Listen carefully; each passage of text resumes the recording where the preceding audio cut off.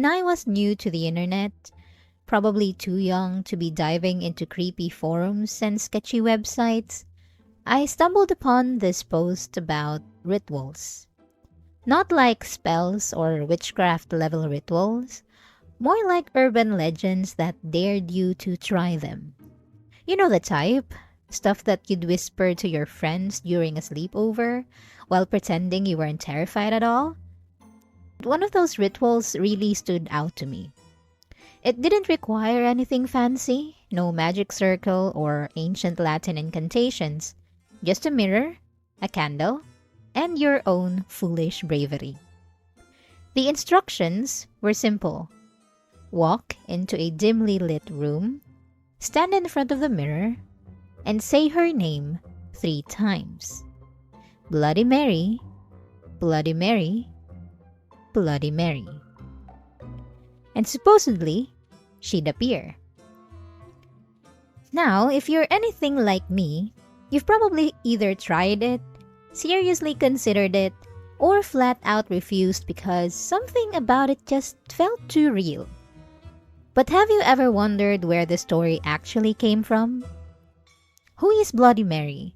Why do we summon her in mirrors of all places? And why has her story lasted so long? Hi, I'm Ethan, your host, and welcome to Necronotes, where I talk about the creepy, the mysterious, and all the weird stuff I find online. Today, I am going to talk about one of the most infamous urban legends, Bloody Mary. So let's start with the basics. What is Bloody Mary? To put it simply, Bloody Mary is an old school legend, a classic urban myth. She's a ghost, or a witch, or maybe a vengeful spirit depending on who you ask. The idea is that if you chant her name over and over in front of a mirror, usually in a dimly lit room, she'll show up. Okay, so another person appeared in the mirror. Big deal, right? Well, actually, yeah. It should be a big deal, especially when that person isn't just some blurry face or trick of the light. She looks a little terrifying. What does she look like, you might ask?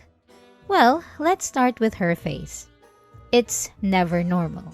People say her expression is twisted, distorted, like she's frozen in a scream or seething with rage.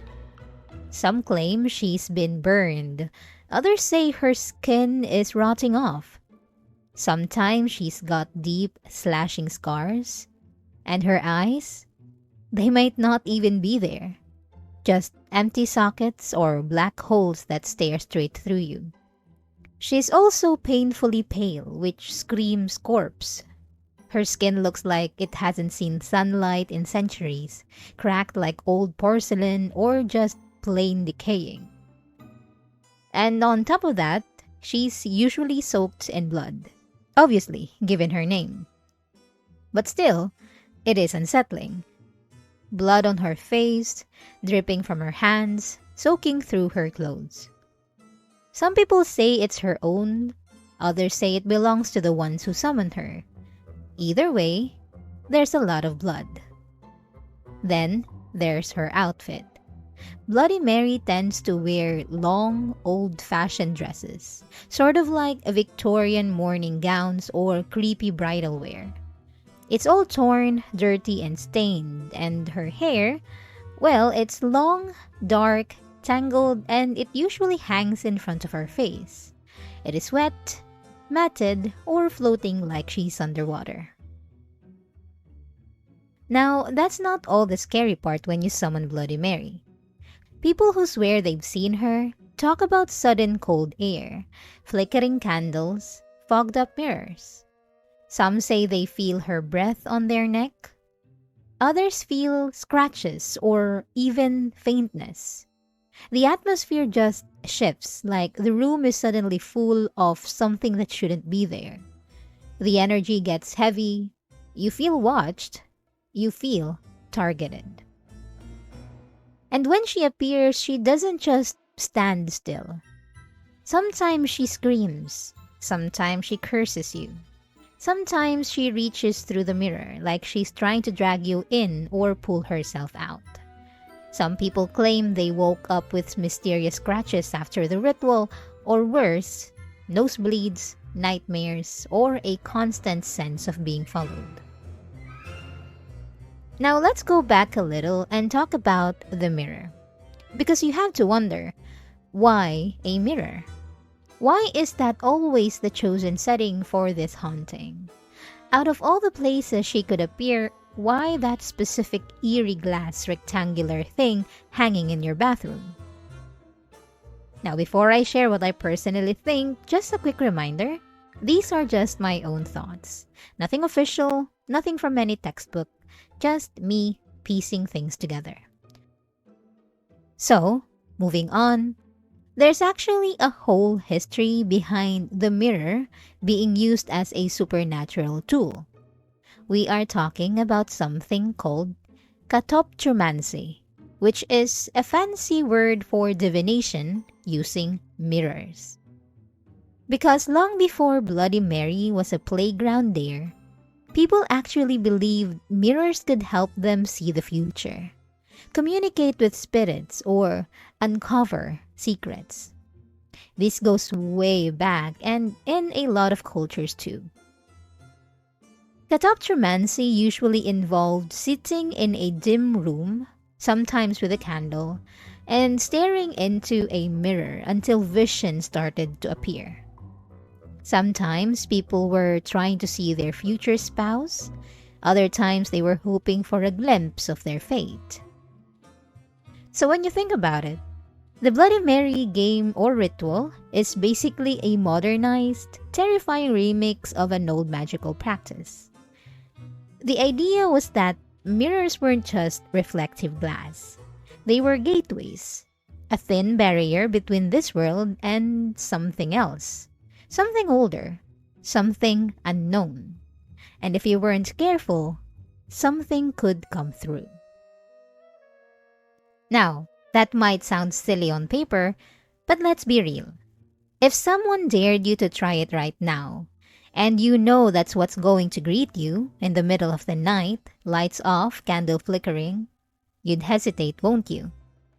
There's just something about it that sticks in your head, and, be honest, a little bit scary, because of the what-ifs if it's actually real.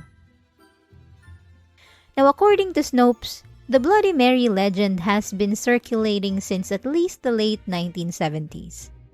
Folklorist Janet Langlois' 1978 essay, cited in their write-up, confirms that kids all across America were daring one another to summon the mirror spirit long before the internet existed. What's interesting, though, is that the concept of Bloody Mary has so many different versions.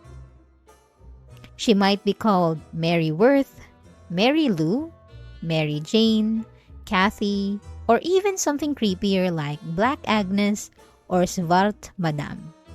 There's even a version where you have to yell, "Kathy, come out," which is really weird. And it's not just the names that change. The rules of the ritual itself shift too. Some say you need a single candle.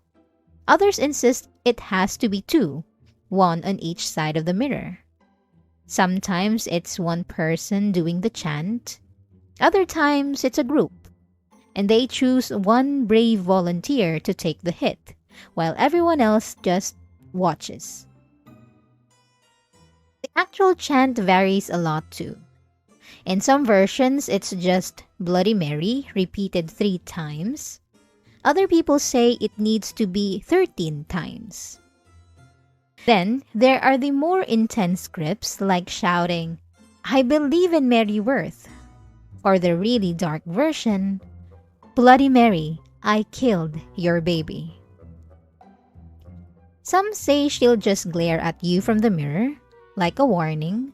Others claim she scratches your face, or straight up pulls you into the mirror world like something out of a horror movie. There are even stories where she kills you on the spot. Nowadays, summoning Bloody Mary is all about mirrors and low light. You'll find people, usually in small groups, gathering in a darkened bathroom or bedroom, candle flames flickering for that extra creepy factor. Which is kind of like a classic activity if you're at a sleepover or just trying to test your courage. Now, if you think that's as real as it gets, think again. Because allegedly, the Bloody Mary story may have been influenced by actual women whose histories were soaked in blood and fear. Let's start off with the one everyone knows, Mary Tudor, better remembered as Mary the First of England. Mary Tudor ruled during the mid-1500s, inheriting a throne mired in religious upheaval. Determined to restore Catholicism after her father Henry VIII's break with Rome, she authorized the burning of hundreds of Protestants for heresy. So many, in fact, that people began whispering her nickname, Bloody Mary. Those terrifying events cemented her reputation as merciless and vengeful, a perfect prototype for a spirit you wouldn't want staring back at you from a mirror. But there's more to her legacy than executions. Mary suffered through false pregnancies and chronic illness, desperate to produce an heir who never came. Some historians argue that her personal anguish, combined with the horror of the burnings, fed the mythos of a tormented soul, doomed to haunt reflective surfaces. Then, on to the next infamous woman tangled up in the Bloody Mary legend, Elizabeth Bathory. If Mary Tudor earned her bloody title through politics and religion, Bathory took a much darker, more twisted route, straight into the territory of serial murder and full-on horror. Elizabeth Bathory, a Hungarian noblewoman from the late 1500s to early 1600s, is often called the Queen of Blood. And honestly, the nickname fits a little too well. According to legend, she didn't just kill for power or political gain. No, she allegedly murdered a lot of women for vanity. It is said she believed that bathing in the blood of young girls would keep her youthful forever. Supposedly, she lured hundreds of girls to her castle. Servants, peasants, anyone unfortunate enough to cross her path, only to torture and drain them of their blood. The details vary depending on which version you hear, but the gist is always disturbingly similar. She mutilated and killed for the sake of staying beautiful. Eventually, the authorities caught wind of what was happening in her castle. When they raided it, they reportedly found mutilated bodies, dying girls, and a blood-soaked chamber of horrors that rivaled any horror movie. Though she was never put on trial, nobility has its privileges. She was locked in a room in her own castle and left to live out her days in isolation. Now, was all of this true? Historians debate that. Some say Bathory was a victim of political sabotage, framed because she was a powerful, wealthy woman who threatened the status quo. Others argue that while the body count might have been exaggerated, there was definitely something sinister going on behind those castle walls. And lastly, let's talk about Mary Worth. Now, compared to the other two we just talked about, Mary Tudor and Elizabeth Bathory, Mary Worth is a bit of a mystery. Her story isn't as well documented in historical records. So who was Mary Worth supposed to be? According to the legend, Mary Worth was accused of practicing dark magic, and some versions say she kidnapped and harmed children or used them in sinister rituals.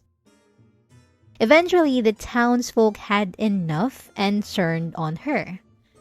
In classic Salem fashion, she was dragged out and executed during the infamous witch trials of the late 1600s. But there's no solid historical proof that a Mary Worth was ever actually tried or killed in Salem.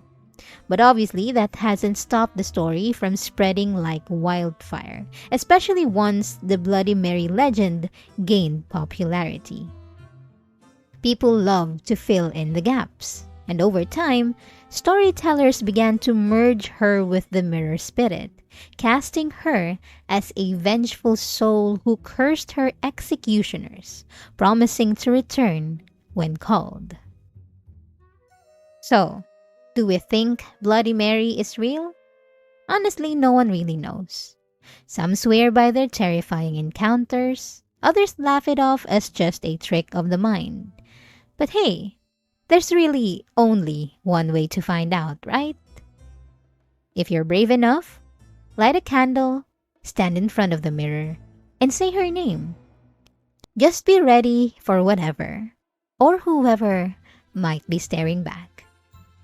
And if you do try it, well, don't forget to tell me what happens. Unless she gets to you first. And with that, we've come to the end of today's episode. I hope you enjoyed listening to our little deep dive about the Bloody Mary. If you enjoyed this episode, don't forget to hit that like button and subscribe so you don't miss out on the next one. I've got plenty more twisted and chilling stories coming your way, and I'd love for you to be here for all of them. Thanks for hanging out with me today. I'll catch you in the next episode of Necronotes. Stay curious, stay safe, and as always, keep an eye out for the unusual. Bye!